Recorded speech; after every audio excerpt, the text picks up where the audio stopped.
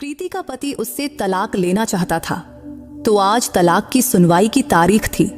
इसीलिए प्रीति लखनऊ आई थी और कोर्ट का काम खत्म होने के बाद वो बस स्टैंड पहुंची और दिल्ली जाने वाली बस पकड़ ली। लेकिन उस बस में एक औरत की सोने की चैन चोरी हो गई। इससे बस में बड़ा हंगामा मच गया और आखिरकार बस को पुलिस स्टेशन में रुकना पड़ा, जिससे काफी देर हो गई। फिर जब बस लखनऊ के थाने से निकलकर जब दिल्ली की ओर रवाना हुई, तब शाम ढल चुकी थी। तब सर्दी के दिन थे और जैसे जैसे शाम से रात हो रही थी, ठंड भी बढ़ती जा रही थी। वैसे आने से प्रीति ने सोचा था कि उसका कोर्ट का काम जल्दी हो जाएगा और दिन रहते ही वो दिल्ली जल्दी पहुंच जाएगी। इसलिए उसने न स्वेटर लिया था न शाल लिया था। लेकिन अब देर होने की वजह से और ठंड बढ़ने की वजह से वो कांपने लगी थी। तब उसके बगल में एक जवान लड़का बैठा था, जिसका नाम अजय था। वो प्रीति की हालत बार बार देख रहा था। थोड़ी देर बाद उसने अपनी बैग से एक शाल निकाला और खुद ओढ़ लिया। लेकिन रात जैसे जैसे गहरी होती गई, ठंड और भी बढ़ गई और रात के करीब 10 बजे तक प्रीति के बदन में ठंड इस कदर समा गई कि वो थर थर कांपने लगी। तब उसे इस कदर कांपते देखकर अजय बोला, सुनिए, आपको बहुत ज्यादा ठंड लग रही है। अगर आपको शाल ओढ़ना है तो प्लीज मेरे शाल में आ जाइए। तब प्रीति को उसका शाल शेयर करना ठीक नहीं लगा, लेकिन तब अजय के बार बार कहने पर वो मान गई और फिर दोनों ने मिलकर शाल को आधा आधा ओढ़ लिया और अपना सफर जारी रखा। लेकिन शाल की वजह से दोनों एक दूसरे के बहुत करीब आ गए थे। तभी अजय ने धीरे से अपना एक हाथ प्रीति के कंधे पर रखा। तब सफर के दौरान प्रीति को नींद आने लगी थी, तो अनजाने में उसने अपना सिर अजय के कंधे पर टिका दिया। तब दोनों शाल में लिपटे हुए इतने करीब थे कि लग रहा था जैसे वो दो नहीं बल्कि एक ही हों। हालांकि अजय का स्वभाव बहुत अच्छा लग रहा था, उसका व्यवहार भी सभ्य था। लेकिन तभी उसने धीरे से अपना हाथ प्रीति के कंधे से हटाकर उसके कमर तक ले जाकर उसे हल्के से अपनी ओर खींच लिया। लेकिन इसके बाद जो हुआ उससे प्रीति चौंक गई और सन्न रह गई। नमस्ते दोस्तों, आप सभी का स्वागत है मेरे चैनल पर। एक बार फिर मैं आपके लिए एक रोमांचक कहानी लेकर आई हूं। अगर आपको यह कहानी पसंद आए तो कृपया वीडियो को एक लाइक जरूर करें। तो चलिए शुरू करते हैं। आज प्रीति की कोर्ट में तलाक की तारीख थी, तो दोपहर 2 बजे तक कोर्ट के सारे काम निपट गए। फिर 3 बजे तक वो लखनऊ बस स्टैंड पर थी। उस दिन बस स्टैंड पर बहुत भीड़ थी। दरअसल आरक्षण की मांग के लिए लखनऊ में मोर्चा निकला गया था और वहां के आसपास के गांवों से लोग इस मोर्चे में शामिल होने आए थे। इसीलिए बस स्टैंड और पूरे शहर में खूब अफरा तफरी मची थी। लेकिन कुछ देर बाद सौभाग्य से दिल्ली जाने वाली बस भी आ गई, तो प्रीति ने किसी तरह धक्का मुक्की करके बस में चढ़ी और जगह बनाई। लेकिन बैठने की जगह मिलना तो दूर की बात थी। बस में ऐसी भीड़ थी कि जितने लोग सीटों पर बैठे थे उससे ज्यादा तो खड़े थे। वो बस औरतों और मर्दों से ठसाठस भरी थी, मानो किसी पिंजरे में ढेर सारे मुर्गियों के बच्चे ठूंस दिए गए हों। फिर भी लोग बस में चढ़े जा रहे थे। ये सब देखकर कंडक्टर ने आखिरकार बस का दरवाजा बंद कर दिया। तब प्रीति की हालत भी कुछ अलग नहीं थी, क्योंकि उसे भी बैठने की जगह नहीं मिली थी। तो वो बस के एक खंभे को पकड़कर खड़ी रही। करीब 15 मिनट बाद ड्राइवर गाड़ी को स्टार्ट किया और बस दिल्ली की ओर चल पड़ी। तब बस इतनी भरी थी कि लोग एक दूसरे से सटकर रगड़ते हुए खड़े थे। तब बस अभी लखनऊ शहर में ही थी और अभी 4-5 किलोमीटर का रास्ता तय किया होगा कि कंडक्टर ने टिकट काटने की पुकार शुरू कर दिया। तब प्रीति बस के बीचों बीच खड़ी थी। तभी कंडक्टर उसके तरफ टिकट काटते हुए आने लगा, तो उसने अपनी पर्स से पैसे निकालने के लिए पर्स की चैन खोली। तभी उसका ध्यान पास की डबल सीट पर बैठी एक बूढ़ी औरत और उसके साथ बैठे एक जवान लड़के पर पड़ी। तब कुछ सीटों पर तो 3-3 लोग ठुसकर बैठे हुए थे, लेकिन इस सीट पर सिर्फ यही 2 लोग ही थे। तो प्रीति ने सोचा, शायद ये लोग थोड़ी सी जगह देकर उसे बैठने दें। लेकिन बूढ़ी औरतें कैसी होती हैं, ये तो आप सब जानते ही हैं। फिर भी जब प्रीति ने उस सीट की तरफ बढ़ी, तो उस बूढ़ी औरत ने प्रीति की ओर गुस्से से देखा। तो प्रीति को लगा कि बूढ़ी औरत से जगह मांगने का कोई फायदा नहीं।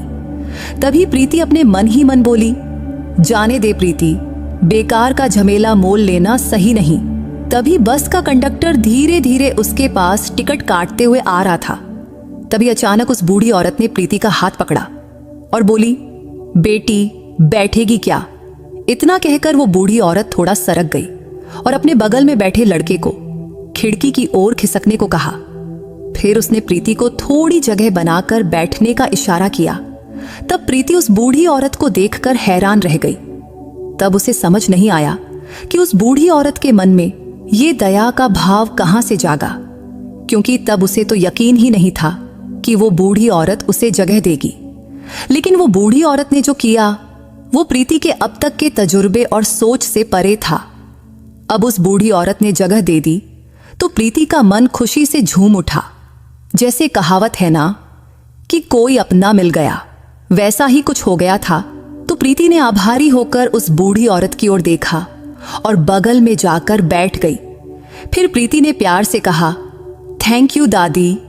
इस पर वो बूढ़ी औरत बोली, अरे बेटी, इसमें थैंक यू की क्या बात है? वैसे बेटी तेरा नाम क्या है?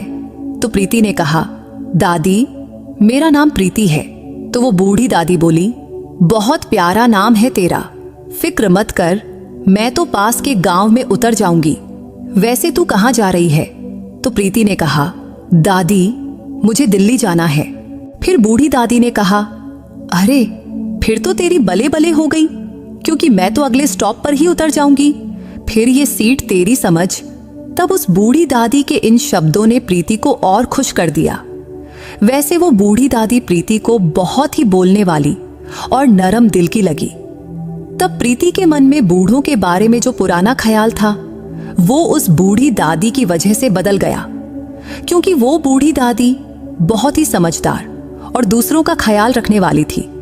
शायद थोड़ा बहुत पढ़ी लिखी भी हो, ऐसा प्रीति को लगा। अभी उस बूढ़ी दादी और प्रीति की बातें चल ही रही थी कि तब खिड़की की ओर बैठा वो जवान लड़का बार बार उनकी ओर ही देख रहा था। तब शायद उसे भी उनकी गप्पों में मजा आ रहा था। लेकिन तब वो बूढ़ी दादी इतना बोल रही थी कि उसने बीच में कुछ कहने की हिम्मत ही नहीं हुई। हालांकि तब ऐसा लग रहा था कि वो बोलना तो चाहता है पर चुप रहा। तभी थोड़ी देर बाद कंडक्टर प्रीति के पास टिकट काटने आ गया। तो प्रीति ने अपना टिकट कटाया। फिर बूढ़ी दादी ने अपना टिकट कटवाया। तब उसने पास के ही एक गांव का नाम बताया जो प्रीति के दिमाग में तो नहीं रहा। वैसे उसे याद रखने की जरूरत भी नहीं थी। तभी कंडक्टर ने खिड़की के पास बैठे उस लड़के से पूछा, टिकट कहाँ का चाहिए? तो उस लड़के ने कहा, मुझे दिल्ली की टिकट चाहिए। ये सुनते ही प्रीति को पता चला कि वो भी दिल्ली जा रहा है। तब टिकट लेते वक्त उस लड़के ने फिर से प्रीति की ओर देखा। तो प्रीति को लगा कि जब उसने अपना टिकट लिया था तब इस लड़के ने जरूर सुना होगा कि वो भी दिल्ली जा रही है, इसीलिए वो बार बार उसकी ओर देख रहा था। वैसे देखने में वो लड़का प्रीति की ही उम्र का लग रहा था, शायद थोड़ा सा छोटा होगा, लेकिन उसके चेहरे पर हल्की दाढ़ी थी जिससे वो और रौबदार लग रहा था। लेकिन प्रीति ने मन में सोचा, मैं इसे इतना क्यों घूर रही हूं? और फिर उसने अपनी नजर फेर ली। इतने में ही पीछे से कुछ हंगामा मच गया और शांत बैठे लोग अचानक जोर जोर से बोलने लगे। तब उस बस में से एक औरत की आवाज साफ सुनाई दे रहा था। उसके बोलने से लग रहा था कि कोई गंभीर बात है। तभी कंडक्टर ने जोर से कहा, सभी शांत हो जाओ, और फिर बस की घंटी बजाकर उसे सड़क के किनारे रोक दिया। तभी प्रीति ने पीछे की सीट पर बैठी एक आंटी से पूछा, आंटी क्या हुआ, बस क्यों रुक गई? तो आंटी बोली, पीछे बैठी एक औरत चिल्ला रही है, उसके चिल्लाने से लगता है कि उसका सोने का मंगलसूत्र चोरी हो गया है। तभी उस औरत का आवाज और साफ सुनाई देने लगी। वो चीख रही थी और कह रही थी कि मेरा सोने का मंगलसूत्र चोरी हो गया, किसी ने मेरे गले से चुरा लिया। तब उसके इन शब्दों से बस में सब हक्के बक्के रह गए। कुछ लोग तो खड़े होकर पीछे देखने लगे। तभी कंडक्टर ने फिर जोर से कहा, सब अपनी अपनी जगह पर बैठ जाओ, हंगामा मत करो। फिर वो उस औरत के पास गया और शांत स्वर बोला, मैडम जरा अच्छे से देखो तो, बैग में तो नहीं रखा है? इस पर उस औरत ने घबराए हुए स्वर में कहा, नहीं साहब, सब देख लिया, मगर मंगलसूत्र मेरे गले में ही था। बस में चढ़ते वक्त भी था, लेकिन अब गायब है। पक्का किसी ने चुराया है। तभी प्रीति ने उस औरत की ओर देखा तो वो औरत दिखने में सांवली थी और साधारण घर की लग रही थी। इसलिए उसे लगा कि वो बेवजह हंगामा नहीं कर रही है, क्योंकि उसकी हालत देखकर लग रहा था कि वो बेचारी बिल्कुल लाचार है। तब आसपास की कुछ औरतें उसे दिलासा दे रही थीं, बहन चिंता मत करो, तुम्हारा मंगलसूत्र मिल जाएगा। फिर कंडक्टर बोला, सभी शांत बैठो, मैं कुछ करता हूं। तब प्रीति के बगल में बैठी वो बूढ़ी दादी भी पीछे की ओर देख रही थी, लेकिन खिड़की की तरफ बैठा वो लड़का, वो तो सो गया था। तभी हंगामे की वजह से उसकी भी नींद खुल गई, तो उसने थोड़ा घबराया हुआ चेहरा बनाकर उस बूढ़ी दादी से पूछा, दादी क्या हुआ? तो उस बूढ़ी दादी ने उसके कंधे पर थपकी देकर कहा, अरे बेटा छोड़ ना ये सब, कुछ औरतों को बदन भर सोना लादना होता है, चमक दमक दिखानी होती है और फिर चोरों से सिर पकड़ना पड़ता है। यही हुआ है एक औरत के साथ। तब बूढ़ी दादी की ये बात प्रीति को खटकी, लेकिन उसने कुछ नहीं कहा। तभी उस लड़के ने प्रीति की ओर देखकर पूछा, मैडम सचमुच बताओ ना, क्या हुआ है? तो प्रीति बोली, पीछे बैठी एक आंटी का सोने का मंगलसूत्र गायब हो गया है, शायद चोरी हो गया है, इसीलिए वो इतना चिल्ला रही हैं। इस पर वो लड़का गंभीर नजरों से इधर उधर देखने लगा। बीच बीच में उसने प्रीति की ओर भी देखा, फिर बिना कुछ बोले सोच में डूब गया। इतने में कंडक्टर और ड्राइवर बस से उतर गए।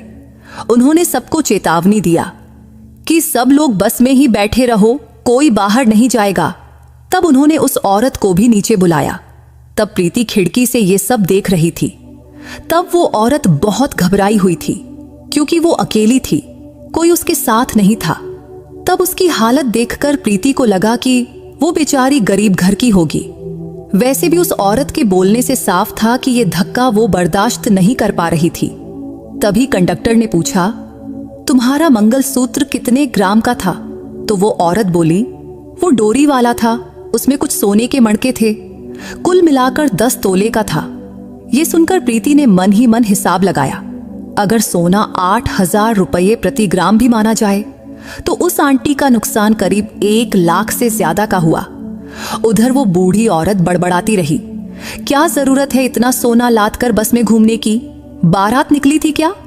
तब वो बूढ़ी औरत इतना जोर से बोली कि बस में सबको सुनाई दे गया। कई लोग उसकी बात पर ठहाके मारकर हंस भी पड़े।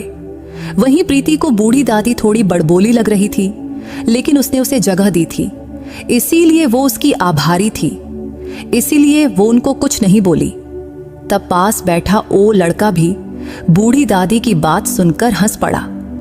तब हंसते वक्त वो बड़ा हैंडसम लग रहा था, लेकिन तभी प्रीति फिर से सोचने लगी, मैं इसे इतना क्यों देख रही हूं? तभी बस में एक और औरत जोर से चिल्लाई, मेरा मंगलसूत्र भी चोरी हो गया है, मेरी जिंदगी उजड़ गई, हाय राम। अब तो सब लोग हक्के बक्के रह गए। तभी कंडक्टर बस में चढ़ा और उस औरत से पूछा, तुम्हारा मंगलसूत्र कितने ग्राम का था? तो वो बोली, 8 तोले का था। इस पर कंडक्टर हैरानी से बोला, 8 तोले का? तभी बूढ़ी दादी ने धीरे से कहा, अब क्या, अब तो हाथ से निकल गया। तब ये बात सिर्फ प्रीति और वो लड़का ही सुना और दोनों गाल में गाल दबाकर हंस पड़े। तभी प्रीति ने भी अपने गले का मंगलसूत्र टटोला तो उसका मंगलसूत्र सही सलामत था। तो उसने मन ही मन भगवान का शुक्रिया अदा किया और सीधा बैठ गई। तभी कंडक्टर जोर से बोला, सब अपनी अपनी जगह पर शांत बैठो, ये बस अब सीधा पुलिस स्टेशन जाएगी, अब वहीं पंचनामा होगा। फिर वो पहली औरत जिसका मंगलसूत्र चोरी हुआ था वो भी बस में वापस आकर बैठ गई। फिर ड्राइवर अपनी सीट पर गया और बस चालू कर दिया। बस अब लखनऊ के पुलिस स्टेशन की ओर चल पड़ी। तभी प्रीति ने घड़ी देखी, तब 6:30 बज रहे थे। फिर कुछ ही देर में बस पुलिस स्टेशन के पास एक जगह रुक गई। फिर थोड़ी देर बाद एक कांस्टेबल बस में चढ़ा और बोला, सब लोग आराम से नीचे उतरो, अब यहाँ सबकी तलाशी और पूछताछ होगी। ये सुनकर प्रीति ने सिर पकड़ लिया, ये क्या नया ड्रामा है, अब यहाँ कितना वक्त लगेगा और बस कब आगे बढ़ेगी। तब इन सवालों ने उसका टेंशन और बढ़ा दिया। फिर सब यात्री एक एक करके नीचे उतरे। सभी को लाइन में खड़ा किया गया, मर्द एक तरफ औरतें दूसरी तरफ। थोड़ी देर बाद कुछ पुलिस वाली औरत भी आईं और तलाशी शुरू हुई। उन्होंने हर किसी की जेबें, बैग, सब कुछ टटोला और तब उन दोनों औरतों को अलग किनारे खड़ा किया गया था जिनका मंगलसूत्र चोरी हुआ था। तब शाम 6 बजे से रात के 9 बजे तक ये तमाशा चलता रहा। अब सबकी तलाशी और पूछताछ हो गई, लेकिन उन दोनों औरतों का मंगलसूत्र नहीं मिला। फिर धीरे धीरे लोग खुसुर पुसुर करने लगे। कुछ ने खुलकर बोलना शुरू किया, चोरी तो किसी एक ने की होगी ना, लेकिन सजा सबको मिल रही है। किसी ने कहा, साहब हमें जल्दी छोड़ दो। तब पुलिस वालों ने हालात की गंभीरता देखी और रात के 10 बजे सबको बस में वापस जाने की इजाजत दिया। तब प्रीति ने बस में चढ़ते वक्त बूढ़ी दादी को सहारा दिया। तब उसका एहसान का भाव था, क्योंकि बूढ़ी दादी ने उसे जगह दी थी तो उसकी मदद करना प्रीति का फर्ज था। बस में चढ़ते समय कंडक्टर ने हिदायत दिया, सब अपनी अपनी सीट पर ही बैठो और हंगामा मत करो। फिर प्रीति और बूढ़ी दादी अपनी सीट पर आए। तब खिड़की की तरफ वो लड़का पहले ही जाकर बैठ चुका था। तो प्रीति ने कहा, दादी आप बच में बैठिए। तभी बूढ़ी दादी ने मजाकिया अंदाज में कहा, नहीं बेटी तू ही बैठ, नहीं तो तुम दोनों मुझे बीच में ही दबा दोगे। पिछली बार भी मैं जैसे तैसे बैठी थी। लगता है तुम जवान लोग मेरा चूरमा बनाने का इरादा रखते हो क्या? तब बूढ़ी दादी की बात सुनकर प्रीति को हंसी आ गई। तब वो लड़का भी अपने मन ही मन मुस्कुराया। लेकिन अब प्रीति उस लड़के के बगल में बैठी थी और उसकी बाईं तरफ वो बूढ़ी दादी। तभी कंडक्टर ने चेक किया कि सब यात्री बस में चढ़ गए हैं या नहीं। फिर बोला, सबको तकलीफ हुई, असुविधा हुई, इसके लिए हमें भी बुरा लग रहा है, लेकिन सरकारी प्रक्रिया पूरी करनी जरूरी थी। तभी पीछे से एक यात्री चिल्लाया, ठीक है साहब, अब बस जल्दी चलाओ। तभी कंडक्टर ने घंटी बजाया और बस पुलिस स्टेशन से बाहर निकल गई। अब बस के सारे यात्री थक चुके थे, परेशान थे, लेकिन वो दोनों औरतें जिनका मंगलसूत्र चोरी हुआ था, उनका दुख तो सबसे बड़ा था। उनका इतना बड़ा आर्थिक नुकसान हुआ था, इसीलिए वो दोनों सदमे में थीं। लेकिन बस अब दिल्ली की ओर तेजी से चलने लगी थी। तब रास्ता खाली था, ट्रैफिक कम था, तो बस ने रफ्तार पकड़ ली। तभी बूढ़ी दादी ने प्रीति से कहा, बेटी जरा उधर खिसक ना। तो प्रीति फौरन दाहिनी तरफ थोड़ा सरक गई। तब वो लड़का अब भी अपने हाथ पैर समेटकर शांत बैठा था। तब बस करीब 1 घंटे तक चली, फिर एक स्टॉप पर रुकी और यहीं उस बूढ़ी दादी को भी उतरना था। तो उतरते समय बूढ़ी दादी ने प्रीति को प्यार से देखा और बोली, बेटी अब तू आराम से बैठ, फिक्र मत कर। तब बूढ़ी दादी की ममता भरे शब्दों ने प्रीति को बहुत सुकून दिया। फिर बूढ़ी दादी ने प्रीति के सिर पर प्यार से हाथ फेरा, अपनी छोटी सी पोटली उठाई और स्टॉप पर उतर गई। तब बूढ़ी दादी का वो ममता भरा स्पर्श प्रीति को बहुत सुकून दे गया, जिससे पिछले कुछ घंटों की थकान और तनाव जैसे एक पल में गायब हो गया। तब बूढ़ी दादी के साथ कुछ और यात्री भी उतरे और बस फिर दिल्ली की ओर चल पड़ी। अब बस के अंदर की लाइटें सब बंद हो चुकी थीं, तो प्रीति के बगल में बैठा लड़का अब थोड़ा खुलकर बैठा था। तभी प्रीति का कंधा हल्के से उसके कंधे से टकराया और तभी बस ने और रफ्तार पकड़ी तो हलचल थोड़ी बढ़ गई। तभी उस लड़के की जांघ का स्पर्श प्रीति की जांघ से होने लगा, लेकिन उसने इसे अनदेखा कर दिया। तब उस लड़के ने खिड़की खुली रखा था, जिससे ठंडी हवा अंदर आ रही थी, लेकिन प्रीति को वो हवा बर्दाश्त नहीं हो रही थी। तो उसने कहा, सुनिए, खिड़की बंद कर देंगे प्लीज। तो उस लड़के ने उसकी ओर देखा और बोला, हाँ जरूर, आपको अच्छा नहीं लग रहा तो बताना था ना। मैंने तो सोचा आपको हवा चाहिए, इसीलिए खुली रखी थी। रुको अभी बंद करता हूं। फिर उसने खिड़की बंद किया और माहौल थोड़ा शांत हो गया। तब सर्दी के दिन शुरू ही हुए थे और अभी तक इतनी ठंड नहीं पड़ी थी, लेकिन अब ठंड बढ़ने लगी थी।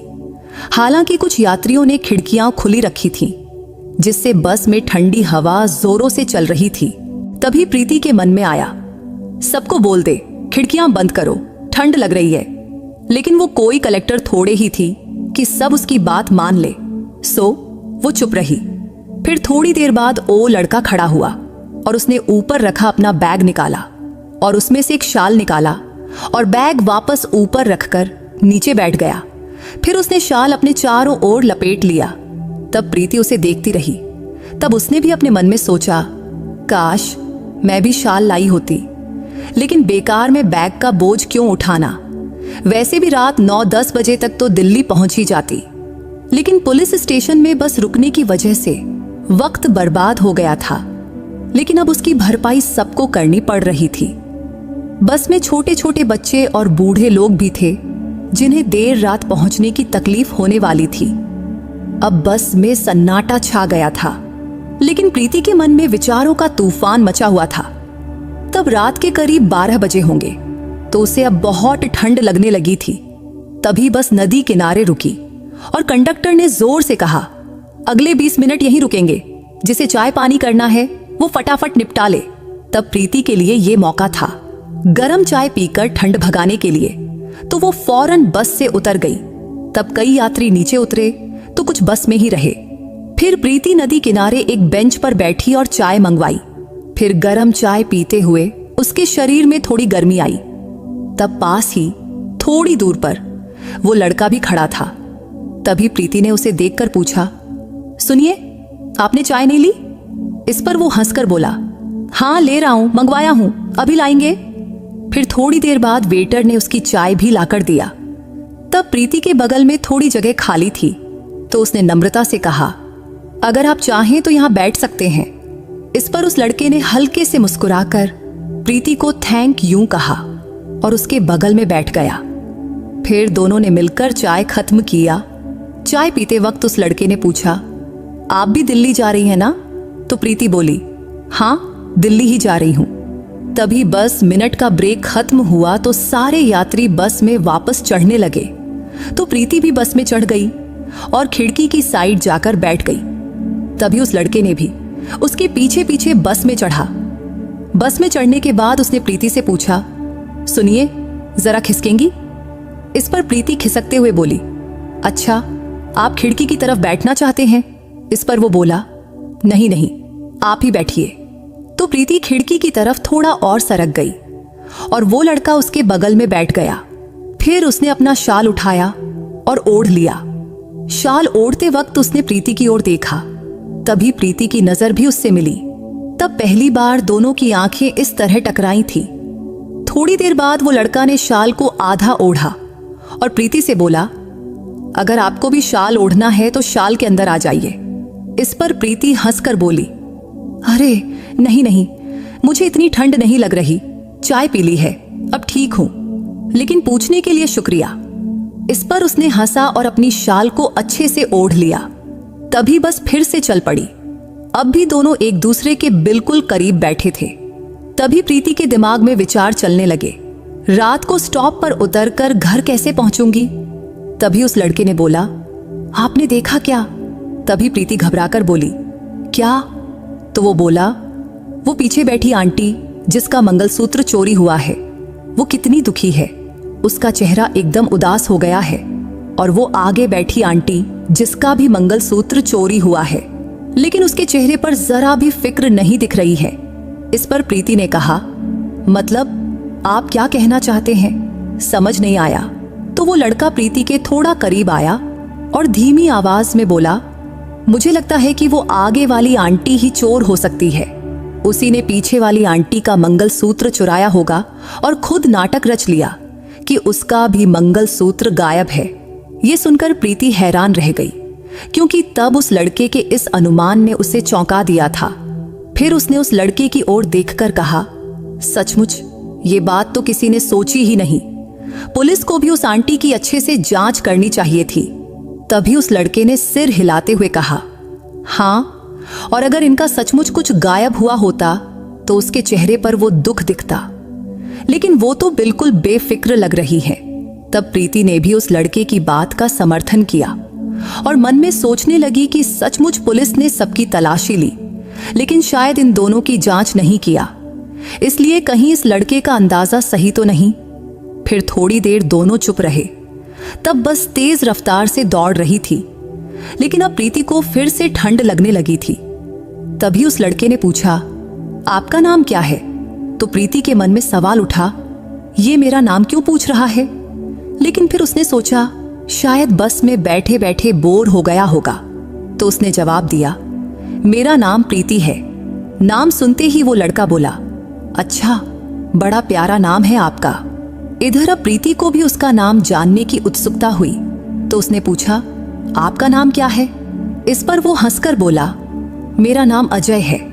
थोड़ी देर बाद अजय फिर बोला, सुनिए, ये शाल ले लीजिए ना, मुझे लगता है आपको इसकी बहुत जरूरत है एल, क्योंकि आपको ज्यादा ठंड लग रही है।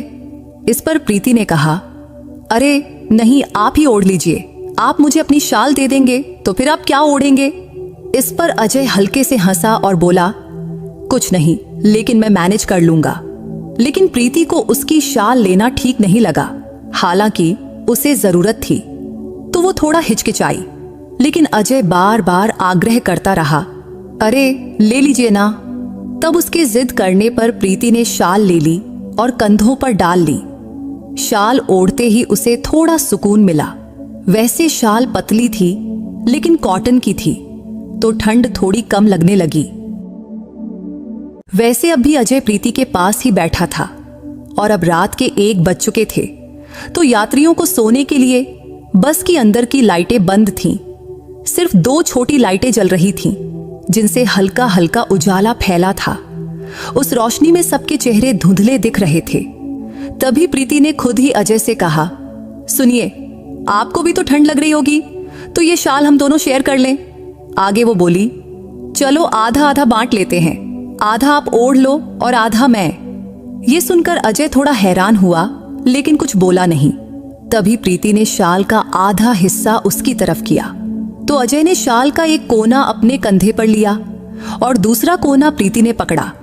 लेकिन शाल इतनी बड़ी नहीं थी कि दोनों दूर दूर बैठकर खुद कर ढक सकें, इसीलिए उन्हें और करीब बैठना पड़ा।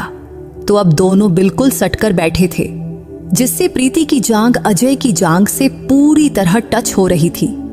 तब आसपास के यात्री भी अपनी अपनी शालों या स्वेटर में लिपटे हुए थे और अब प्रीति भी अजय के बिल्कुल करीब बैठी थी। हालांकि ये हालात उसे थोड़े अटपटे लग रहे थे, क्योंकि अजय एक अजनबी था जिससे वो पहली बार मिली थी और अब उसे उसके साथ इतने करीब बैठना पड़ रहा था। लेकिन अजय की बातों, हाव भाव और व्यवहार से वो भरोसेमंद लग रहा था। तब बस चलती रही। अजय का कंधा अब प्रीति के कंधे से टच हो रहा था और उसका कोहनी उसके पेट के पास छू रहा था। फिर भी अजय का व्यवहार बहुत सभ्य था। वो बड़े सावधानी से बैठा रहा, जैसे मानो कोई गलती न हो जाए। तब शाल की वजह से दोनों की देह की गर्मी एक दूसरे तक पहुंच रही थी, जिससे ठंड थोड़ी कम हो रही थी। तब दोनों काफी देर से बिना हिले डुले एक ही जगह बैठे रहे, जिससे उनके हाथ पैर अकड़ गए थे। तब अजय प्रीति की बाईं तरफ था और प्रीति उसकी दाईं तरफ। वैसे इंसान की आदत होती है इधर उधर हाथ पैर हिलाने की, थोड़ा हटने खटने की। आखिर इंसान भी तो पहले बंदर ही था ना। इसलिए प्रीति ने अपना बायां हाथ हिलाया और अकड़े हुए हाथ को थोड़ा ढीला करने की कोशिश की। फिर वो हंसकर अजय से बोली, हाय, ये हाथ तो भारी हो गया है। तभी अजय ने भी अपना दायां हाथ हिलाया, थोड़ा पीछे खींचा और धीरे से बोला, अब अच्छा लग रहा है ना? इसलिए प्रीति ने सिर हिलाया और खिड़की की तरफ देखने लगी। तभी अजय ने अपना दायां हाथ अपने छाती के ऊपर से प्रीति की पीठ के पीछे रखा। क्योंकि सीट थोड़ी ऊंची थी, तो उसका हाथ मुश्किल से वहां तक पहुंच रहा था। कुछ देर उसने हाथ वैसे ही रखा, लेकिन अचानक उसका हाथ सीट से फिसला और सीधा प्रीति के कंधे पर आ गिरा, जिससे प्रीति थोड़ा चौंकी। तो अजय ने फौरन कहा, सॉरी, गलती से बैलेंस बिगड़ गया। इस पर प्रीति हंसकर बोली, कोई बात नहीं, हालात ही ऐसे हैं। इस बात पर अजय भी शरारती अंदाज में हंसा, फिर बेझिझक बोला, तो ये हाथ ऐसे ही रखूं? इस पर प्रीति एक पल चुप रही, फिर धीमी आवाज में बोली, हाँ रख लीजिए, कोई दिक्कत नहीं। फिर अजय ने अपना दायां हाथ हल्के से प्रीति के कंधे पर रखा। तब प्रीति के बाल जूड़े में बंधे थे, तो उसकी पीठ खुली थी, तो अजय के हाथ की गर्मी उसके कंधे और पीठ पर महसूस हो रही थी, जिससे धीरे धीरे शाल में बैठी हुए प्रीति को अच्छा लगने लगा। लेकिन अजय में एक समझदारी थी कि उसने अपना हाथ बस रखा ही रखा, कुछ हरकत नहीं किया। तब कुछ देर बाद प्रीति का हाथ भी अनजाने में अजय की जांघ पर चला गया। तभी उसने अजय के चेहरे की ओर देखा। तब अजय भी उसे देख रहा था। तब एक पल के लिए दोनों की नजरें टकराईं, लेकिन प्रीति ने फौरन अपनी नजरें फेर ली और खिड़की की तरफ देखने लगी। हालांकि अब ठंड बढ़ गई थी, लेकिन ठंड से ज्यादा चेहरे पर ठंडक और मन में उठ रही हलचल महसूस हो रही थी। इधर ज्यादा रात होने की वजह से प्रीति की आंखों पर नींद का असर होने लगा। फिर भी वो कोशिश कर रही थी कि वो अपनी आंखें खुली रखे, लेकिन नींद अपने आप आंखों पर चढ़ रही थी। फिर कुछ ही पलों में उसका सिर अजय के कंधे पर जा गिरा। फिर झटके से उसे होश आया और वो फौरन सीधी बैठ गई। तब अजय धीरे से हंस रहा था। फिर बोला, अगर नींद में हो तो सिर मेरे कंधे पर रखने में कोई दिक्कत नहीं। इस पर प्रीति थोड़ा झेप कर उसकी ओर देखने लगी। तब अजय के चेहरे पर एक अलग सी चमक थी। तब उसकी नजरें जैसे कह रही थीं कि वो भरोसेमंद है। हालांकि प्रीति को पता था कि वो अजनबी है, लेकिन फिर भी अनजाने में उसने अपना सिर अजय के कंधे पर टिका दिया और कुछ ही पलों में उसे नींद आ गई। फिर थोड़ी देर बाद अचानक बस की रफ्तार कम हुई तो प्रीति को लगा जैसे किसी ने उसे हिलाया। तो उसने आंखें खोली तो देखा कि उसका हाथ अजय की जांघ पर पड़ा था और अजय हल्के से उसका हाथ हिला रहा था। तब उसका स्पर्श इतना नरम था कि प्रीति के बदन में एक अजीब सी लहर दौड़ गई। लेकिन उसने जल्दी से अपना हाथ पीछे खींचा और अजय की ओर देखी तो अजय बोला, सुनिए, अब शहर आ गया है, लोग उतरने की तैयारी कर रहे हैं। आपको कहाँ उतरना है, इसीलिए आपको उठाया। इस पर प्रीति ने अजय की ओर देखकर हंसकर बोली, अच्छा हुआ आपने उठा दिया, शुक्रिया। अजय जी, बस में अब लाइटें भी जल चुकी थीं, तो उजाले में सब कुछ साफ दिख रहा था कि दोनों एक दूसरे के करीब बैठे थे और आसपास के लोग उत्सुकता से उन्हें ही देख रहे थे। शायद उन्हें लग रहा था कि ये दोनों पति पत्नी हैं, लेकिन अब बस रुकने की तैयारी में थी। तभी एक स्टॉप पर बस रुकी और कुछ लोग उतर गए। तब प्रीति ने अपनी साड़ी ठीक किया, क्योंकि अब बस अलग अलग स्टॉप्स पर रुक रही थी और हर बार कुछ यात्री उतर रहे थे। और प्रीति का कश्मीरी गेट बस स्टॉप भी करीब आ रहा था, तो वो भी उतरने की तैयारी करने लगी। अब वो अपनी बैग निकालने के लिए ऊपर उठने की कोशिश कर रही थी, लेकिन दोनों शाल में लिपटे थे तो उठना आसान नहीं था। तो अजय को ये बात समझ आ गई, तो उसने धीरे से अपने कंधे से हाथ हटाया और शाल पूरी तरह प्रीति को दे दिया और बोला, अब उतरना है ना, तो बैग निकाल दूं? इस पर प्रीति ने हल्के से हंसकर कहा, हाँ प्लीज, मेरा बैग निकाल दीजिए। फिर अजय ने बड़े सावधानी से उसका बैग निकाला। फिर उसने धीमे स्वर में कहा, प्रीति जी, ये रहा आपका बैग। फिर उसने बैग प्रीति के पैरों के पास रख दिया। तब अजय का शांत और नम्र स्वभाव और उसकी आवाज की मिठास प्रीति के मन को गुदगुदा रही थी। तब उसके मुंह से अपना नाम सुनकर उसे एक पल को अजीब लगा, लेकिन साथ ही बहुत अच्छा भी। तभी प्रीति ने शाल को अच्छे से मोड़ा और अजय को लौटाते हुए बोली, थैंक यू। तब वो गाल में गाल दबाकर हंस रही थी, तो अजय भी हल्के से मुस्कुराकर बोला, कोई बात नहीं, चलता है। तभी बस कश्मीरी गेट पर पहुंच गई। तब रात के यानी सुबह के 3 बज गए थे। तो प्रीति बोली, सुनिए, मेरा स्टॉप आ गया, तो मुझे अब उतरना है। तो अजय बोला, अच्छा तो चलिए, मैं आपको छोड़ देता हूं। तभी बस रुकी और दोनों नीचे उतर गए। कश्मीरी गेट स्टॉप पर बस से उतरने वाले सिर्फ वही 2 थे, तो स्टॉप पर उतरकर दोनों थोड़ा किनारे खड़े हो गए। तब रात की खामोशी में सिर्फ कुत्तों के भौंकने की आवाज ही गूंज रही थी। तो दोनों ने इधर उधर देखा, रिक्शा, ऑटो ढूंढने की कोशिश किया, लेकिन इतनी रात गए रिक्शा, ओटी मिलना मुश्किल था। तब वही खड़े हुए 15 मिनट बीत गए, पर एक भी रिक्शा या ऑटो नहीं दिखी। तो प्रीति थोड़ी बेचैन होकर अजय के करीब गई और बोली, देखिए, अभी तक रिक्शा या ऑटो नहीं मिला, अब क्या होगा? तो अजय ने शांत स्वर में कहा, चिंता मत करो, थोड़ा और इंतजार करते हैं। तभी प्रीति ने पूछा, आपको कहाँ जाना है? तो वो बोला, मेरा घर यहीं पास में ही है, मैं पैदल चला जाऊंगा। इस पर प्रीति ने कहा, तो फिर आप यहाँ क्यों रुके हैं? इस पर अजय हल्के से हंसकर बोला, आपके लिए, आपको रिक्शा मिल जाए तब मैं चला जाऊंगा।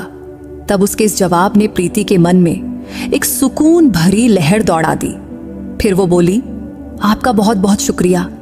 इस वक्त अगर आप साथ न होते तो मैं डर के मारे कांप रही होती। इस पर अजय हंसकर बोला, फिक्र मत करिए, मैं हूं ना, वैसे भी यहाँ पास में पुलिस स्टेशन है।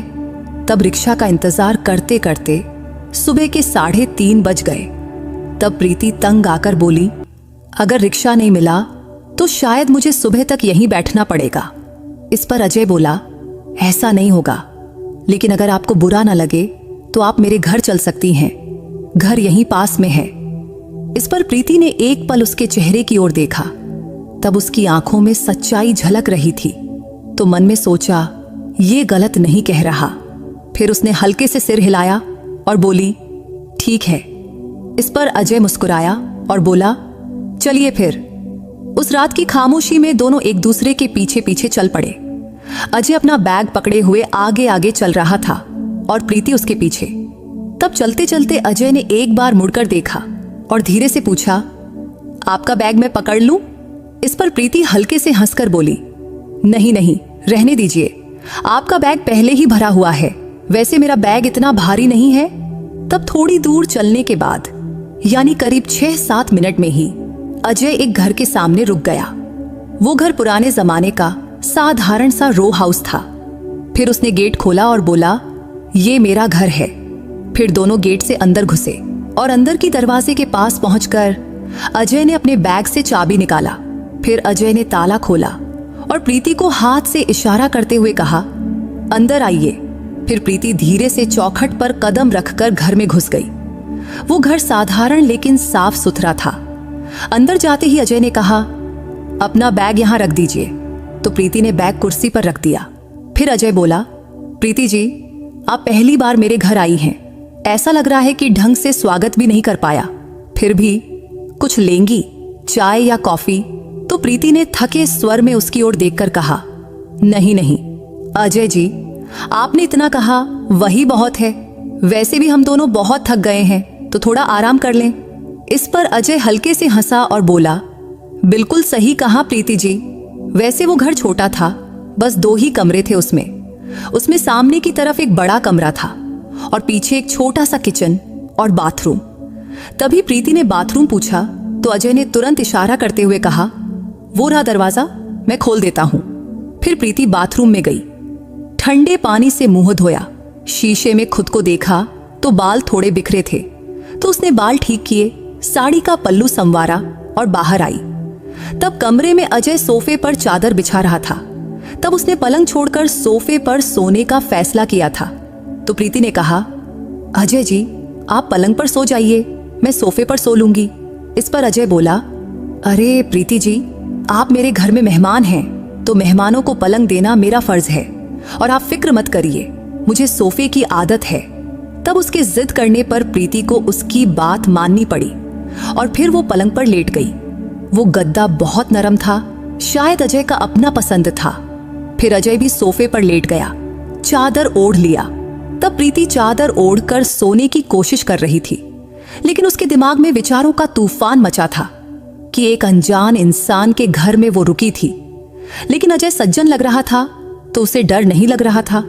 कमरे में बल्ब भी जल रहा था, जिसकी रोशनी सीधे आंखों पर पड़ रही थी, जिससे नींद नहीं आ रही थी। तो प्रीति ने धीमे स्वर में कहा, अजय जी, ये बल्ब बंद कर देते तो अच्छा होता। इस पर अजय बोला, हाँ, मैं भी बल्ब बंद करना चाहता था, लेकिन आपके लिए चालू रखा। तभी प्रीति ने कहा, नहीं, मैं तो रात में बल्ब बंद करके ही सोती हूँ। ठीक है, आपकी बात मानता हूँ, कहकर अजय ने बल्ब बंद कर दिया। अब कमरे में सन्नाटा छा गया, सिर्फ खिड़की से हल्की रोशनी अंदर झांक रही थी। अब दोनों सोने की तैयारी में थे, क्योंकि सफर की थकान बदन पर हावी थी और बस यात्रा की मुसीबतों की यादें मन में ताजा थीं। फिर कुछ ही देर में प्रीति को नींद आ गई। फिर पता ही नहीं चला कब सुबह हुई। सुबह कहीं से हल्की सी आवाज आई। तब प्रीति ने अपनी आंखें खोली और चादर मुंह से हटाई और सामने देखी। तभी अजय हंसकर बोला, गुड मॉर्निंग। तो प्रीति थोड़ा घबराकर बोली, गुड मॉर्निंग। तब उसने अजय की ओर देखा तो उसने कपड़े बदल लिया था और एक फिटिंग वाला टी-शर्ट पहना था, जो उसके सुदृढ़ शरीर को और आकर्षक बना रहा था। और उसका लंबा चौड़ा कद उसे और भी सुंदर दिखा रहा था। तो प्रीति कुछ पल तो उसे देखती ही रही, फिर खुद को संभाली। तभी अजय बोला, आप फ्रेश हो लीजिए, तब तक मैं चाय बनाता हूं। फिर प्रीति बाथरूम गई। वहां लाल दंत मंजन और कोलगेट रखा था। हालांकि उसके पास ब्रश नहीं था, तो उसने उंगली से दंत मंजन लगाकर दांत साफ किया, मुंह धोया, फिर शीशे में देखकर बाल ठीक किया और बाहर आई। बाहर आते ही किचन से चाय और दूध की खुशबू आ रही थी। तो प्रीति जाकर सोफे पर बैठी और अपने बैग की ओर देखी। तो बैग वैसे ही था जैसा रात में छोड़ा था। तो अब वो वापसी की तैयारी में थी। तभी अजय किचन से बाहर आया। तब उसके हाथ में चाय का 2 कप था। उसने कप प्रीति के सामने रखते हुए कहा, लीजिए प्रीति जी, अदरक वाली गर्मा गर्म चाय, इससे ताजगी आ जाएगी। इस पर प्रीति बोली, अरे आपने क्यों तकलीफ किया? तो अजय ने हंसकर कहा, तकलीफ कैसी, अपने लिए बना रहा था तो आपके लिए भी 1 कप और बना लिया। तब प्रीति उसकी बात सुनकर हल्के से मुस्कुराई और चाय का कप उठा लिया। वो चाय इतनी शानदार थी कि कुछ पल के लिए रात के सफर की सारी थकान ही गायब हो गई। तब चाय पीते हुए प्रीति के मन में ख्याल आया, क्या ये यहाँ अकेले रहते हैं? ये ख्याल आते ही उसने पूछ लिया, अजय जी, क्या आप यहाँ अकेले रहते हैं? इस पर अजय हंसा और बोला, नहीं, मेरी माँ मेरे साथ रहती हैं, लेकिन वो अभी गांव गई हैं। तब उसके इस जवाब से प्रीति के मन में अब 2 ही सवाल उठे, या तो वो शादीशुदा है या कुंवारा। तब उसने अजय को थोड़ा गौर से देखी। फिर इस बारे में पूछना उसे सही नहीं लगा। तो चाय खत्म करके उसने कप साइड में रखी और खड़ी हो गई। फिर बोली, अजय जी, आपने मेरी बहुत मदद की है, इसके लिए मैं आपकी बहुत बहुत शुक्रगुजार हूं, लेकिन अब मुझे चलना चाहिए। इतना कहकर वो दरवाजे की ओर बढ़ने लगी। तभी कुछ याद आया और वो मुड़कर बोली, आपका मोबाइल नंबर मिल सकता है? इस पर अजय हंसकर बोला, हाँ जरूर। फिर प्रीति ने अपना फोन निकाला और उसका नंबर अपने फोन में सेव किया और उसे एक मिस्ड कॉल दिया। तब अजय का फोन टेबल पर रखा था। तभी रिंग बजी और वो बोला, हाँ आपका कॉल आ गया। तभी प्रीति हल्के से हंसी और बोली, शुक्रिया, फिर मिलते हैं कभी। फिर अजय ने कहा, हाँ जरूर। फिर प्रीति घर से बाहर निकली, ऑटो पकड़ी और अपने घर पहुंच गई। घर पहुंचते ही उसकी मां ने पूछा, कहाँ थी तू? कितने फोन किए, तूने उठाया नहीं और वहां से भी कुछ बताया नहीं। इस पर प्रीति हंसकर बोली, मां, सफर में थोड़ा गड़बड़ हो गया था, लेकिन मैं बिल्कुल ठीक हूं, फिक्र मत करो। फिर वो घर में गई, फ्रेश हुई और अपने कामों में लग गई। अब अजय से मिले 5 दिन बीत चुके थे, लेकिन उसका अच्छापन और सभ्यता बार बार प्रीति के मन में घूम रहा था। तब कहीं ना कहीं उसे एक उम्मीद थी कि अजय उसे एक बार फोन तो जरूर करेगा, लेकिन उसने ऐसा कुछ नहीं किया। जबकि उसका शांत और सौम्य स्वभाव प्रीति को और ज्यादा आकर्षित कर रहा था। तो छठे दिन सुबह प्रीति से रहा नहीं गया, तो उसने खुद ही अजय को फोन किया। तब पहली बार फोन का रिंग लंबा बजा, लेकिन उसने उठाया नहीं।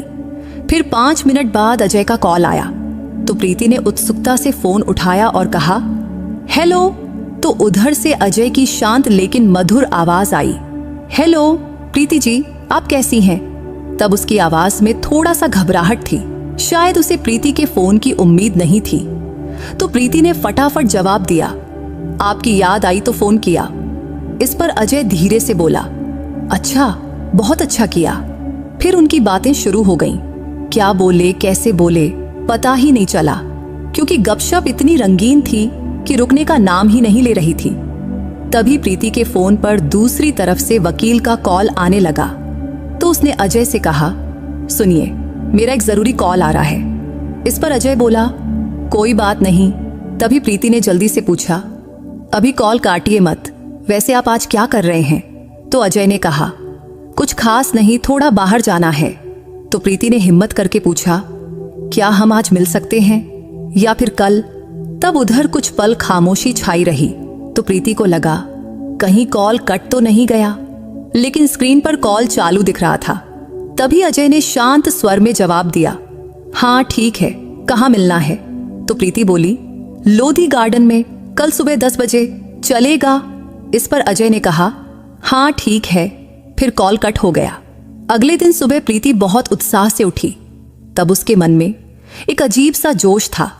तब अपनी माँ को बताकर वो तैयार हुई और 8 बजे घर से निकल पड़ी और ठीक 9:40 पर वो लोधी गार्डन पहुंच गई। तब गार्डन में कुछ ही लोग आए हुए थे, तो एक बेंच पर बैठकर वो अजय का इंतजार करने लगी। लेकिन तब प्रीति के मन में उथल पुथल मची थी। क्या अजय आएगा? कहीं उसने मुझे बेवकूफ तो नहीं बनाया? लेकिन नहीं, वो ऐसा कुछ करेगा ऐसा नहीं लगता। तभी उसका फोन बजा तो स्क्रीन पर अजय का नाम दिखा। तो उसने जल्दी से फोन उठाया तो अजय ने पूछा, हेलो, आप कहाँ हैं? तो प्रीति ने कहा, मैं यहाँ हूँ, गार्डन के बाईं तरफ गुलाब के पौधों के सामने, बस आ रहा हूँ। इतना कहकर अजय ने फोन काट दिया। इधर अब प्रीति की धड़कनें तेज हो गईं। उसने खुद को देखा, दुपट्टा ठीक किया। उसने रंग बिरंगा स्लीवलेस टॉप और मैचिंग दुपट्टा पहना हुआ था।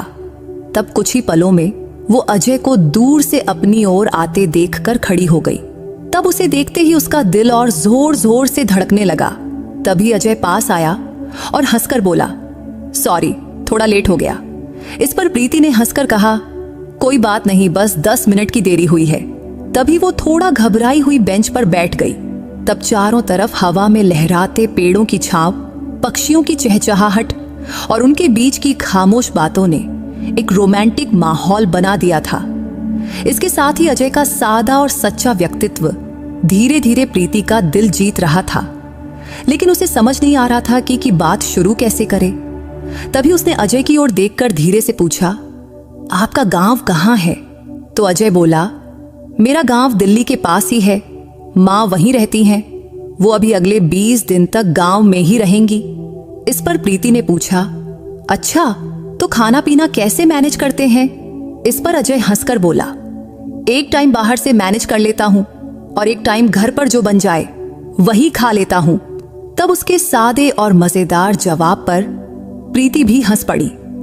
तब वो प्रीति के कपड़ों को ही देख रहा था, जैसे कुछ पूछना चाहता हो, लेकिन हिम्मत नहीं कर पा रहा था। इसलिए कुछ पल खामोशी में बीते। फिर आखिरकार अजय ने पूछ ही लिया, और आपके मिस्टर वो कहाँ रहते हैं? तब ये सवाल सुनकर प्रीति थोड़ा चुप हो गई। तभी अजय ने फौरन सॉरी कहते हुए घबराकर पूछा, कुछ गलत तो नहीं पूछ लिया? इस पर प्रीति ने शांत स्वर में कहा, नहीं नहीं, ऐसी कोई बात नहीं। सच कहूं तो मेरे पति के साथ मेरी कुछ दिक्कतें थीं, इसलिए हमारा लखनऊ कोर्ट में केस चल रहा है और हमारे तलाक की प्रक्रिया शुरू है। तब उसके जवाब से अजय थोड़ा गंभीर हो गया। फिर उसने नम्रता से कहा, सॉरी, मुझे नहीं पता था। तभी प्रीति ने अजय की ओर देखकर कहा, अजय जी, आप सॉरी क्यों कह रहे हैं? जिंदगी है, इसमें अच्छा बुरा तो चलता ही रहता है। वैसे भी भगवान किसी को परफेक्ट जिंदगी नहीं देता। इस पर अजय हंसकर बोला, सच कहा प्रीति जी, आप बिल्कुल ठीक कह रही हैं। तब उसकी आंखों में प्रीति के लिए इज्जत साफ झलक रही थी। तब बातों बातों में वक्त कब बीत गया पता ही नहीं चला। जब प्रीति को प्यास लगी तो उसने पर्स से छोटी सी पानी की बोतल निकाली और एक घूंट पीकर उसने अजय को दी। फिर अजय ने उसी बोतल से पानी पिया और धीरे से थैंक यू कहा। तब उसके सादी व्यवहार से प्रीति को बहुत अपनापन महसूस हुआ। तभी अजय ने पूछा, कुछ नाश्ता कीजिएगा? तो प्रीति बोली, नहीं, मैंने कर लिया है, लेकिन अगर आपको करना है तो चल सकते हैं। फिर अजय उसे पास के रेस्टोरेंट में ले गया। फिर दोनों ने मजे से छोले भटूरे खाया। खाने के बाद प्रीति ने बिल देने के लिए पर्स से पैसे निकाली। तभी अजय बोला, रहने दीजिए, मैं दे दूंगा। तब उसके इस रिस्पेक्ट भरा स्वभाव से प्रीति को बहुत अच्छा फील हुआ। तब नाश्ते के बाद वक्त कैसे बीत गया पता ही नहीं चला। अब दोपहर का 2 बज गया था। तो आखिरकार अजय ने हंसकर कहा, चलो प्रीति जी, अब चलते हैं, फिर कभी मिलते हैं। इस पर प्रीति ने भी हंसकर कहा, हाँ जरूर, लेकिन आपको एक बार मेरे घर जरूर आना चाहिए, फिर हमें ये दोस्ती निभानी चाहिए। इस पर अजय बोला, हाँ जरूर आऊंगा, आपका न्योता मंजूर है। फिर प्रीति ने शरारती लहजे में पूछा, वैसे कब आ रहे हैं? इस पर अजय ने जवाब दिया, 4-5 दिन बाद शाम को आ जाऊंगा। तभी प्रीति ने कहा, शाम को सिर्फ आना ही नहीं है, आपको मेरे घर पर खाना भी खाना पड़ेगा। तो अजय ने शरारती भरे लहजे में जवाब दिया, ठीक है, और फिर दोनों हंस पड़े।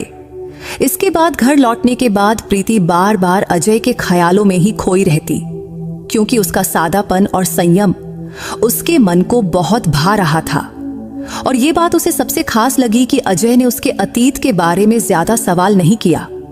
इसलिए तो उसके व्यवहार में एक अनोखा जादू जैसा उसे लग रहा था, जो प्रीति के दिल को बार बार छू रहा था। सोमवार का दिन था। उसकी मम्मी पापा एक शादी में गए थे और प्रीति घर पर अकेली थी। तब अजय के विचारों ने उसके मन को पूरी तरह जकड़ लिया था। तभी आखिरकार उसने शाम को अजय को खाने का न्योता देने के लिए फोन किया। तब अजय ने खुशी खुशी हामी भर दिया। वैसे भी उसने 4-5 आने को कहा था, तो आज आता ही, लेकिन उससे पहले ही प्रीति ने कॉल कर दिया। फिर शाम होते ही प्रीति की बेचैनियां बढ़ने लगी। वो तरह तरह के खाने बनाने लगी।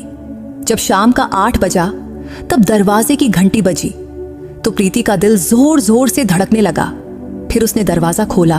तब दरवाजा खोलते ही अजय के चेहरे पर शांत सी मुस्कान देखकर प्रीति के चेहरे पर भी हंसी खिल गई। फिर अजय अंदर आकर सोफे पर बैठा और प्रीति रसोई में चली गई और खाना बनाने लगी। तब उसने पनीर की सब्जी, तूप लगी रोटियां, खड़ी और साथ में तीखा सलाद बनाया। तब कम वक्त में खाना तैयार हो गया। फिर दोनों टेबल पर बैठकर गपशप करते हुए खाना खाने लगे। तब खाना खाते खाते मजेदार बातें होती रहीं। तब अजय ने प्रीति के खाने की तारीफ करते हुए कहा, प्रीति जी, इतनी मजेदार पनीर की सब्जी, सलाद और खड़ी, बहुत दिनों बाद घर का खाना खाने का मजा आया है। तब उसकी तारीफ से प्रीति का मन खुशी से भर गया। फिर खाना खत्म होने के बाद दोनों सोफे पर बैठे, टीवी चालू किया और हल्की फुल्की बातें करने लगे। तभी प्रीति ने हंसकर पूछा, अजय जी, आपको आइसक्रीम पसंद है?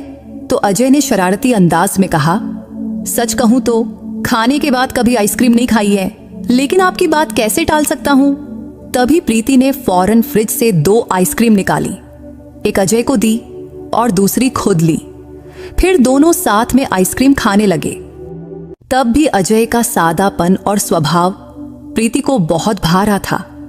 तब आइसक्रीम खत्म होने के बाद दोनों फिर से सोफे पर बैठ गए। फिर अजय ने कहा, आपका मोबाइल तो बहुत अच्छा है, कौन सा है? तो प्रीति ने हंसकर जवाब दिया, सैमसंग का है, ज्यादा महंगा नहीं लेकिन अच्छा है। तभी अजय थोड़ा और करीब सरक गया और प्रीति के हाथ पर हल्का सा छूते हुए बोला, कोई मजेदार कॉमेडी वीडियो दिखाइए ना। तो प्रीति ने मोबाइल पर कुछ मजेदार रील्स चलाई। फिर दोनों देखकर खूब हंसे। तब उस हंसी और बातों में दोनों एक दूसरे के और करीब आ गए थे। तभी अजय ने प्रीति के कंधे पर हल्के से हाथ रखा तो प्रीति थोड़ा घबरा गई, लेकिन कुछ बोली नहीं, क्योंकि उसके स्पर्श में एक खास तरह का अपनापन था। लेकिन धीरे धीरे अजय ने उसे अपनी ओर खींच लिया। तब उसकी आंखों में साफ साफ भावनाएं झलक रही थीं। तो प्रीति ने भी उसे रोका नहीं। तब उनके चेहरे आसपास आए और अनायास ही दोनों के होंठ एक दूसरे को हल्के से छू गए। उस पल में प्रीति का मन और शरीर अजय के स्पर्श से सराबोर हो गया। तभी अजय ने उसे धीरे से सोफे पर लिटाया और उसकी गर्दन पर हल्का सा चुंबन दिया, जिससे प्रीति के बदन में जैसे बिजली सी दौड़ गई। तो उसने अपनी आंखें बंद कर ली और उस लम्हे का आनंद लेने लगी। फिर अजय ने उसके बालों पर हाथ फेरा, दुपट्टा साइड में किया और दोनों प्यार की एक अनोखी दुनिया में खो गए। उस रात अजय ने उसे भरपूर प्यार दिया और प्रीति ने भी पूरे दिल से उसका साथ दिया। तब एक दूसरे की बाहों में वो रात प्रीति के लिए अविस्मरणीय बन गई। सुबह जब प्रीति की आंख खुली तो अजय उसके पास ही था। तब उसे शांत सोते देख प्रीति का मन उसकी रात की प्रेम भरी यादों से भर गया। फिर वो उठी, कपड़े ठीक की, नहाई और नाश्ता तैयार किया। तब नाश्ते के दौरान अजय ने कहा, प्रीति, एक बात कहूं? तो प्रीति ने जवाब दिया, हाँ कहिए ना। तो अजय बोला, प्रीति, कल की रात मेरी जिंदगी की सबसे खास रात थी। तब उसने रात के उन पलों को इतने प्यारे शब्दों में बयां किया कि प्रीति के मन में उसके लिए इज्जत और भरोसा और बढ़ गया। फिर नाश्ते के बाद अजय जाने की तैयारी करने लगा। तब जाते वक्त अजय ने प्रीति का हाथ थामते हुए कहा, प्रीति, जिंदगी बहुत खूबसूरत है, लेकिन तुम्हारे साथ ने इसे और भी हसीन बना दिया। तब उसके इन शब्दों से प्रीति का मन खुशी से झूम उठा। फिर वो हंसकर उसे विदा दी और अजय अपने घर चला गया। इधर प्रीति घर का सामान समेटने में लग गई। तभी उसे सोफे पर अजय का पर्स पड़ा दिखा। तो उत्सुकता से उसने पर्स खोला तो उसमें एक पहचान पत्र था जिसमें लिखा था अजय एलोन, अविवाहित। तब ये देखकर प्रीति का आनंद और दोगुना हो गया, क्योंकि अजय अभी कुंवारा था। तो ये ख्याल उसके मन में उम्मीद की किरण जगा गई। लेकिन तभी उसके मन में एक और सवाल उठा कि वो अभी पूरी तरह आजाद नहीं थी। उसका तलाक अभी पूरा नहीं हुआ था। तो उसे लगा कि इस नए रास्ते पर चलने से पहले उसे खुद को पूरी तरह मुक्त करना होगा। तब प्रीति ने ठान लिया कि अब उसे अपने पति से तलाक ले ही लेना है। वैसे भी वो खुद उससे अलग होने को बेताब था, फिर वो क्यों जबरदस्ती रिश्ते को थामे रखे। तब इस ख्याल ने उसके मन को और मजबूत कर दिया। फिर उसने फैसला किया कि अब वो अपनी जिंदगी अपने हक से जिएगी। उसी दिन अजय का फोन आया और उसने कहा, प्रीति कल सुबह मेरे घर आ जाओ ना। तब प्रीति ने थोड़ा सोचा और बोली, हाँ ठीक है, मैं कल आऊंगी। तब अजय की बातों से उसे लगा कि वो उससे मिलने को बहुत उत्सुक है। लेकिन उसके मन में एक उलझन थी, कहीं अजय उसे सिर्फ शारीरिक सुख के लिए तो करीब नहीं ला रहा, क्योंकि उनके बीच जो रिश्ता बन रहा था उसे क्या नाम दे, ये जवाब उसके पास भी नहीं था। लेकिन अगले दिन ठीक समय पर प्रीति अजय के घर पहुंची। फिर दरवाजा खुलते ही अजय ने उसे गले से लगा लिया और बोला, प्रीति जी, आपकी बहुत याद कर रहा था। उस दिन तो मन कर रहा था कि आपकी छोड़ूं ही नहीं और हमेशा के लिए आपके साथ ही रहूं। तब उसके इन शब्दों से प्रीति का दिल खुशी से भर गया। फिर अजय ने उसे हल्के से चूमा, लेकिन प्रीति ने उसे रोकते हुए कहा, अजय रुक जाओ, मुझे कुछ कहना है। हाँ बोलो ना प्रीति, अजय ने चिंतित स्वर में कहा। तो प्रीति ने उसकी आंखों में आंखें डालकर कहा, अजय मेरी शादी पहले हो चुकी है। आपको पता है कि मेरा तलाक का केस लखनऊ कोर्ट में चल रहा है, इसलिए मैं अभी पूरी तरह आजाद नहीं हूँ। लेकिन मैं आपसे पूछना चाहती हूँ, क्या आप मेरा जिंदगी भर का साथी बनोगे? क्योंकि मुझे सिर्फ शारीरिक सुख के लिए कोई नहीं चाहिए, बल्कि मुझे जीवन साथी चाहिए। अगर आप तैयार हो तो मेरे लिए इससे बड़ा सौभाग्य कुछ नहीं। तब ये सुनकर अजय के चेहरे पर खुशी की लहर दौड़ गई। उसने अचानक प्रीति को दोनों हाथों से पकड़कर अपने गोद में उठाया और हंसकर बोला, प्रीति जी, आपने तो मेरे दिल की बात कह दी। वैसे भी मुझे आपके अतीत से कोई मतलब नहीं, मैं सिर्फ आपका भविष्य का हिस्सा बनना चाहता हूं। इसलिए आप जैसी है मुझे वैसी ही चाहिए। मेरे घर में सिर्फ मेरी माँ है और वो मेरे फैसले को जरूर मंजूर करेंगी। बस आप अपने घर वालों से इजाजत ले लीजिए। इस पर प्रीति खुशी से बोली, ठीक है अजय जी, मैं अपने घर वालों से बात करती हूँ। उस दिन दोनों ने फिर से प्यार भरे पल साथ बिताए। फिर शाम को प्रीति अपने घर लौटी। तब उसके मम्मी पापा गांव से वापस आ चुके थे। तो प्रीति ने उन्हें अजय और अपने बारे में सब कुछ बताया और आखिर में बोली, मम्मी पापा, अजय मुझसे शादी करने को तैयार है, बस आपकी रजामंदी चाहिए। इस पर उसकी मम्मी पापा ने उसकी आंखों में देखा और बोले, बेटी, तेरी फैसले को हमारी पूरी सहमति है। बस तू अजय के साथ खुश रहना, यही हमारी खुशी है। हमें और क्या चाहिए। फिर जल्द ही प्रीति और अजय की शादी पक्की हो गई और उनका विवाह बड़े धूमधाम और खुशी से संपन्न हुआ। शादी के बाद प्रीति और अजय ने एक दूसरे के साथ नई और खूबसूरत जिंदगी की शुरुआत किया। तो दोस्तों, उम्मीद है ये कहानी आपके दिल को छू गई होगी। अगर आपको प्रीति की ये कहानी पसंद आई हो तो इस वीडियो को लाइक और चैनल को सब्सक्राइब करना मत भूलना। फिर किसी नई कहानी में मुलाकात होगी। बाय।